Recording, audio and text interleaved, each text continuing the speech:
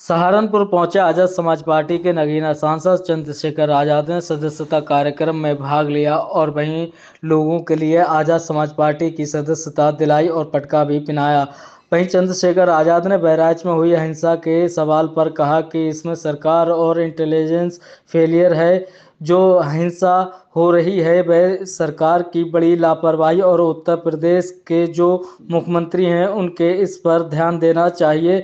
BJP सरकार उत्तर प्रदेश में लगातार अपराध पर रोक नहीं लगा पा रही। वहीं लखनऊ में भी एक परिवार के साथ में घटना हुई, वहीं मुख्यमंत्री वहां तक तो जा नहीं सके और कहा कि ध्यान देने में उत्तर प्रदेश की 10 सीटों पर चुनाव है, जिसको लेकर लगातार इस तरीके की घटनाएं निकलकर सामने आ रही हैं। वहीं चंद्रशेखर आजाद ने भाजपा पर जमकर निशाना साधा और वहीं उत्तर प्रदेश सरकार को आड़े हाथों लिया। बुद्धिजीवी, संघर्षशील साथी, अन्य पार्टी से लोग जुड़ रहे हैं।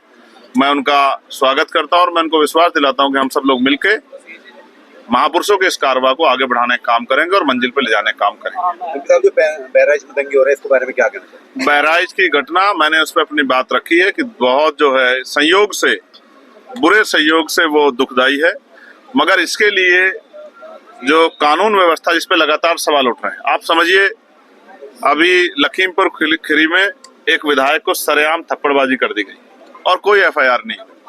दूसरा, 4 लोगों की सरेआम, जिनमें 2 बच्चियां थी, गोली मारकर जो है सरेआम हत्या कर दी गई शाम के 7 बजे। और लखनऊ में पुलिस के द्वारा जो है अमन नाम के एक शेड्यूल कास्ट के बच्चे की हत्या कर दी गई।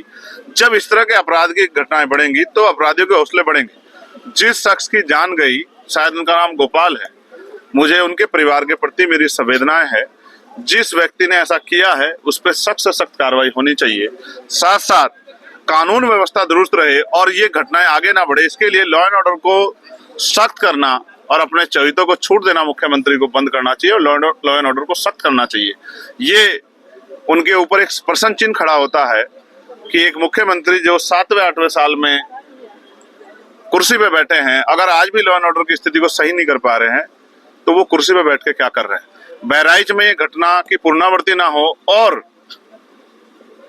कानून व्यवस्था बहाल हो, इसकी जिम्मेदारी सरकार की है। मैं किसी भी तरह की हिंसा का विरोध करता हूं और सब लोगों से मिलजुल के धैर्य बना के रखने का और एकजुट रहने का जो है आग्रह करता हूं, निवेदन करता हूं। और हमारी पार्टी के साथी लगातार घटना पर नजर बनाए हुए हैं। मैं स्वतः लगातार अधिकारियों के संपर्क में। मेरा मानना है कि अगर सरकार ने लापरवाही नहीं बरती तो बहुत जल्द सब कुछ शांत हो जाएगा और भविष्य में उत्तर प्रदेश में इसकी जो है आंच ना जाए, इसका ध्यान भी सरकारों को रखना है। अपने पद की गरिमा का ध्यान भी रखना है। वो पद किसी एक जाति, एक धर्म, एक पार्टी तक सीमित नहीं है। मुख्यमंत्री उत्तर प्रदेश के सभी लोगों के रक्षक हैं और अगर वो रक्षा करने में विफल हो रहे हैं, क्योंकि कोई भी घटना, जैसे बुद्ध ने कहा कि हर घटना के कारण, हर दुख के पीछे कोई ना कोई कारण होता है और उस कारण का निवारण होता है। ये इतनी बड़ी घटना हुई कैसे? पुलिस व्यवस्था ने कैसे चूक हुई? किस तरह से मनोबल बढ़ा के लोगों को उकसाने का काम किया गया? इन सब चीजों पे अगर हम नजर दौड़ाएंगे तो महसूस होगा कि ये लॉ एंड ऑर्डर का फेलियर है और ये भाजपा की डबल इंजन की सरकार का फेलियर है।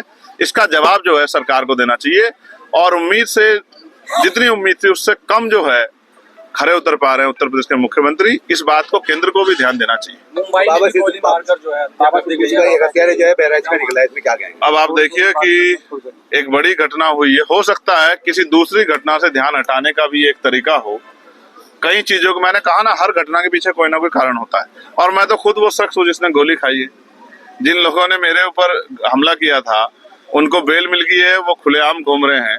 आपको महसूस होना चाहिए कि उत्तर प्रदेश में या जहां डबल इंजन की सरकार है वहां कानून व्यवस्था के कितने बुरे हाल है। वहां किसी की भी सरकार रही होती तो भी मैं यही कहता कि सरकारों को अपने ऊपर सोचना चाहिए। ये उनके ऊपर प्रश्न चिन्ह उनकी कार्यशैली पे कि किस तरह से अपराधी खुलेआम घूम रहे हैं। 10 सीटों पर उपचुनाव होना है, क्या मानते हैं? आपकी पार्टी को लेकर क्या लोग जीवित रहेंगे तभी तो चुनाव होंगे। बहराइच में क्या जिस तरह का माहौल है, महाराष्ट्र में चुनाव है, हम सब लोगों को वहाँ जाना है, अपनी पार्टी का काम आगे बढ़ाना है। क्या ऐसे माहौल में चुनाव संभव मानते हैं? क्या ऐसे माहौल में चुनाव स्वस्थ माहौल के साथ हो सकते हैं? तो जो सरकारें नेताओं को सुरक्षा नहीं दे पा रही है, बड़े बड़े उद्योगपतियों को सुरक्षा नहीं दे पा रही है, वो गरीब आदमी की सुरक्षा क्या करेगी? मेरे जैसे एक किसान के बेटे की, एक प्राइमरी स्कूल के मास्टर के बेटे की सुरक्षा क्या करेगी? इसलिए मैं ये कहूंगा कि वहां की सरकार को अपने अंदर झांकना चाहिए और सख्त कार्रवाई करनी चाहिए। जो मुख्य आरोपी, जो षड्यंत्र का मास्टरमाइंड है, उसको जो है जनता के सामने लाना चाहिए, उस पर सख्त कार्रवाई करनी चाहिए। लखनऊ की जो घटना हुई, काफी मेहनत करी मगर ऐसे नतीजे नहीं आ पाए, क्या करें? मैं इस बात से बिल्कुल दुखी नहीं हूँ। हम लोग चुनाव हारे हैं, हौसले नहीं हारे।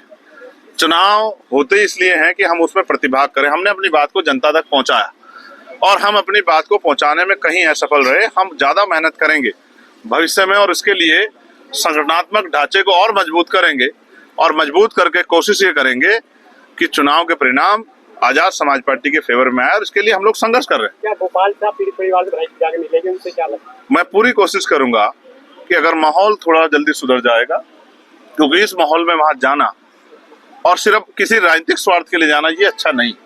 मैं ये कोशिश करूंगा कि सबसे पहले तो मुख्यमंत्री को वहां जाना चाहिए। मुख्यमंत्री तो लखनऊ में दलित परिवार के घर नहीं पहुंच पाए। देखिए, ये बड़े दुख की बात है कि नारा देने वाले मुख्यमंत्री की बटेंगे तो कटेंगे, तो चुनाव में तो बड़ा अच्छा नारा देखे, चुनाव के बाद जब उनकी पुलिस ही काट देती है, मार देती है, तो वो एक दलित परिवार के आंसू पूछने के लिए भी नहीं पहुंच पाते हैं, उनके नेता भी नहीं पहुंच पाते हैं।